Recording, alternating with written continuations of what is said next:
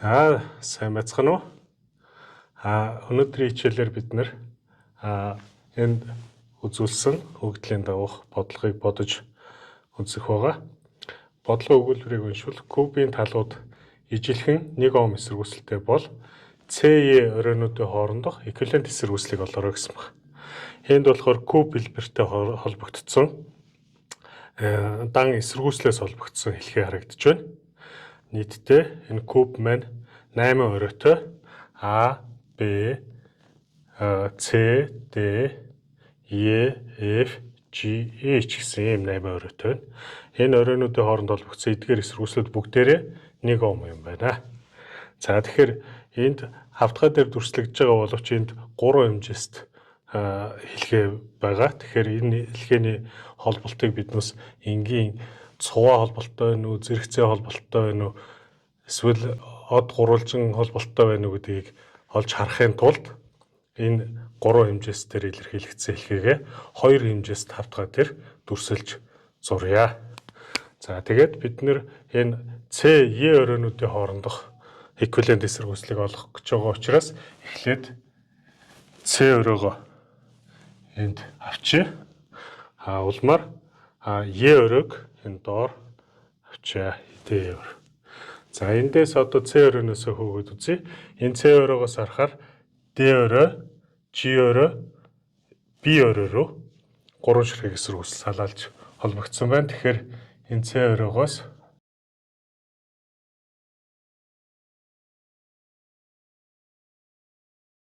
ийм 3 эсэргүүцэл холбогдсон байна гэсэн үг. Тэгэхээр энд саяны салаалаад гарч байгаа оройнуудаа тэмдэглэвэл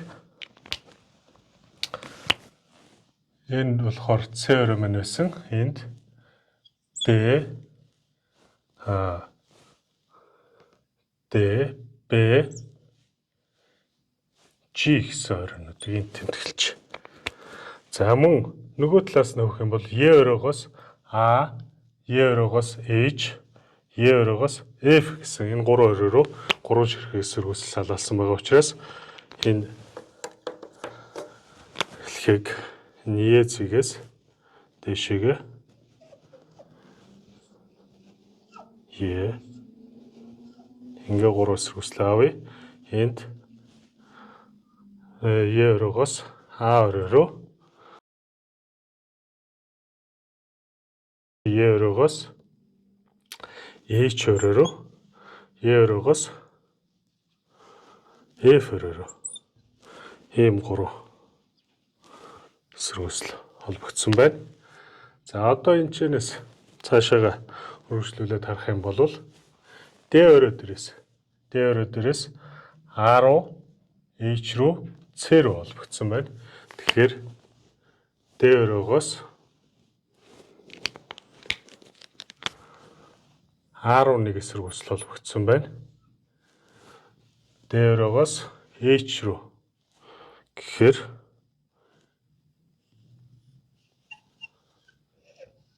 ингээд холбогдчихэ. D-гээс A руу, D-гээс H руу, D-гээс A руу, D-гээс H руу, D-гээс C руу. D оройгоос C руу холбогдсон байна. За ингээ болцсон холболт нь. За дараагийн холболт болохоор B оройгоос B орой маань энэ байна. B-гээс A руу, F руу, C руу байгаа. B оройгоос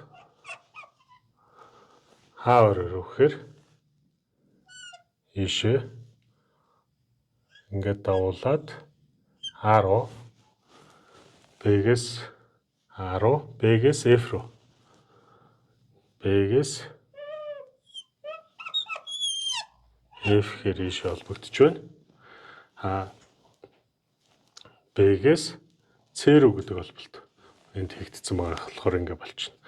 За сүүлийнх нь болохоор G оройгоос H рүү, C рүү, F рүү. G оройгоос эхлээд F рүү гэдэг энэ холболт ингэ хийгдлээ. Дараа нь G оройгоос C рүү гэдэг нь энэ холболт энд байж байгаа. Ингээд G оройгоос H рүү гэхээр эндээс за ингээд гаргачих.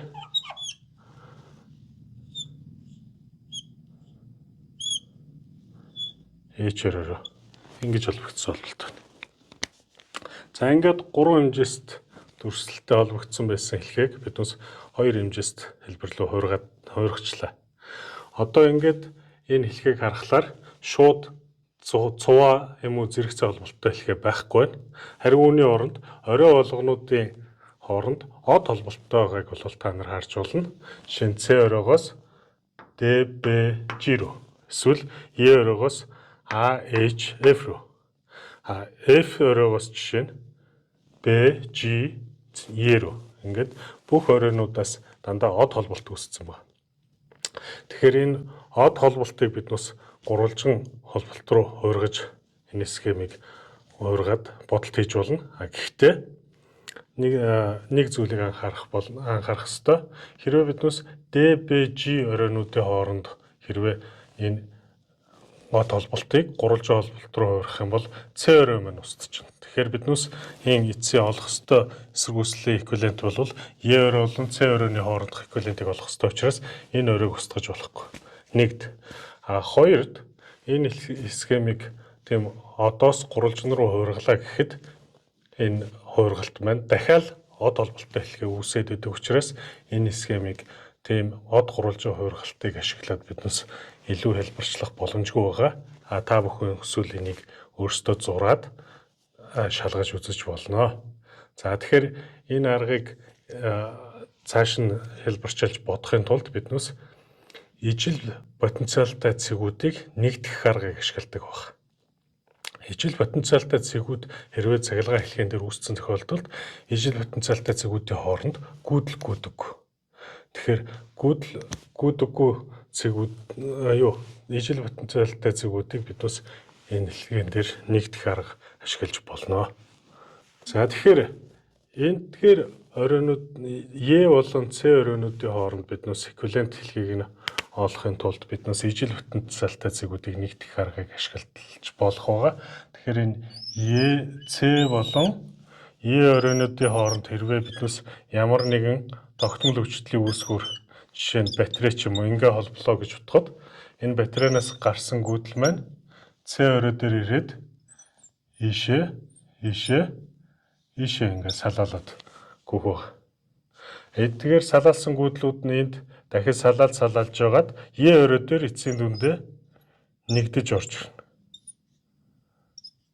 Энэ гурван гүйдэл, энд салаалсан гурван гүйдэл маань E орой дээр ирээд нэгтгэдэнэ.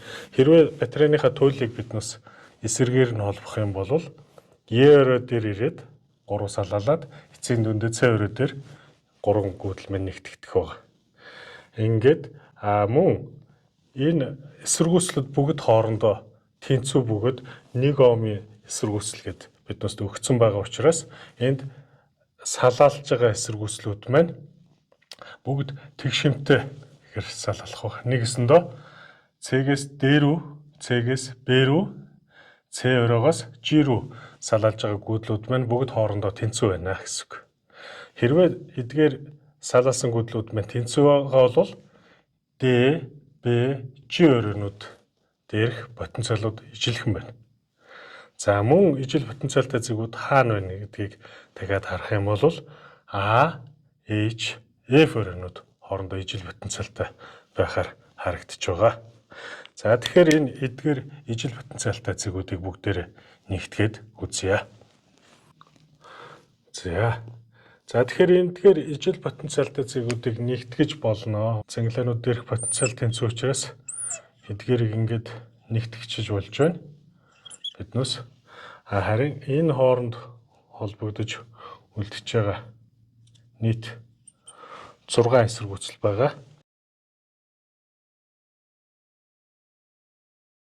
За тэгэхээр эдгээр ижил потенциалтай цэгүүдийг нэгтгэсний дараагаар манай эсэргүүцлийн маань холболт ийм болж хувирж байгаа. Эндээс харахаар С болон энэ DBG-г нэгтгэсэн энэ оройнуудын хооронд энэ 3 эсэргүүцэл хоорондоо зэрэгцээ холболт. E ба энэ AHF оройнуудын хоорондох энэ 3 эсэргүүцэл мөн хоорондоо зэрэгцээ холболт. Харин энэ ижил потенциалтай цэгүүдийг нэгтгэсэн эдгээр холболтуудын хооронд 6 ширхэг эсэргүүцэл маань мөн хоорондоо зэрэгцээ холболттой байна. Тэгэхээр одоо биднээс энгийн зэрэгцээ хэлхээний эквивалентийг олох аргыг ашиглаад биднээс энэ схемийг хэлбэрчилж болно. Бид энэ эхний C-гээс энэ өрөө хүртэлх эсэргүүцлийн эквивалентийг олъё гэвэл эсэргүүцлүүд хоорондоо зэрэгцээ тохиолдолд биднээс ургуу эсэргүүцлийн нийлбэрээр эквивалент эсэргүүцлийг нь олдог. Тэгэхээр A, C, за доор нэгтгсэн оройгоо D, B, G гэд тэмдэглэх юм бол энэ эквивалент эсэргүүцэл маань тэнцүү 3 эсэргүүцлийн 3 хэмжигдэхүүн байгаа. А 1 омын эсэргүүцлээ биднээс R гэд орлуулчих юм бол 1-ний R, R-ны 1, R-ны 1 ийм болно. Эндээс биднээс ийм хэмжит. А эндээс одоо энэ 3-ны нийлбэр маань R-ны 3 болцсон. Эндээс ургуулад R, C, D, B, G гэсэн энэ эквивалент эсэргүүцлээ болвол R-ыг хуваах нь 3 болчих нь байна. За доод оройны хувьд энэ 3 эсэргүүцлийн эквивалентийг олъё гэвэл 1-ний R, E зураас A, H, F тэгэхээр 3-ны оройд мөн адилхан эсэргүүцлүүд нь бүгд R учраас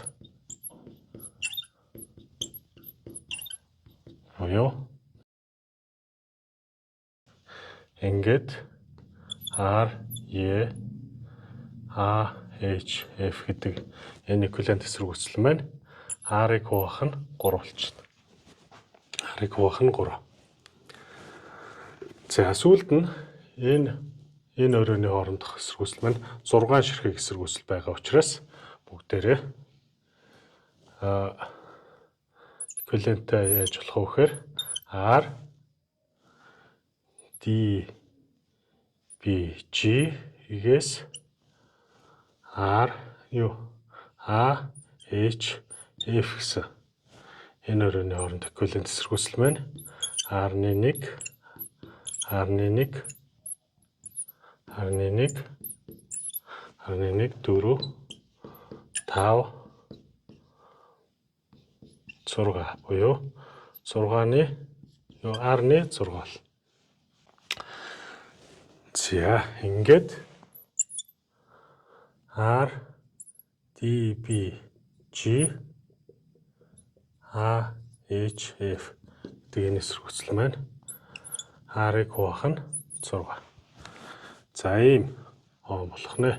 Нэгжийн тавьчих. Бүгд оом гэсэн нэгжт.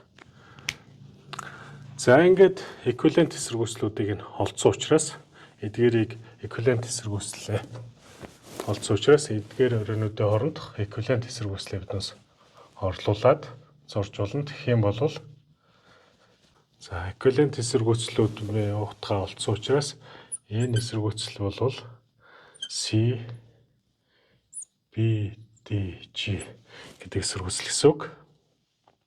Энэ эсэргүүцэл болохоор R, E, A, H, F гэдэг эсэргүүцэл байгаа.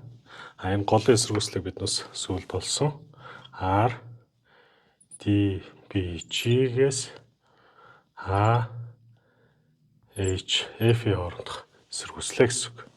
За ингээд энэ 3 эсэргүүцэл маань одоо харахаар эдгээр цанхилгаануудын хооронд бүгд цуваа байгаа учраас шууд эдгээр 3 эсэргүүцлийн хооронд нь нэмээд C, E өрөөнүүдийн хоорондох эсэргүүцлийг олох боломжтой. За ингэхээр R, C, E гэдэг өрөөний хоорондох эсэргүүцлүүд маань эдгээр олсон 3 эквивалент эсэргүүцлийн нийлбэр учраас R, C-гээс D, B, G нэмэх нь R, D, B, G-гээс A, H, F нэмэх нь R, E, A, H, F энэ гурван нийлбэрээр тодорхойлогдно. Ингээд REC оройнуудын хоорондох эсэргүүцэл. Энэ эсэргүүцлийг биднээс R-ыг хуваах нь 3 гэж олсон. Нэмэх нь энэ эсэргүүцэл болохоор R-ыг хуваах нь 6, нэмэх нь энэ эсэргүүцэл болохоор R-ыг хуваах нь 3. Ингээд ерөнхийдөө өгөөд нэгтгэх юм бол энд 2-оор өгөөд 6-ны нийт 5 R болж хувирна. Ингээд RCE маань 5 R-ыг хуваах нь 6 буюу R-ыг бодлогын өгөгдөл дээр болохоор 1 Ом гэдээ өгсөн. Одоо тэгэхээр 1 Ом гэдгээ орлуулах юм бол 1 Ом хуваах нь 6 буюу 6-ны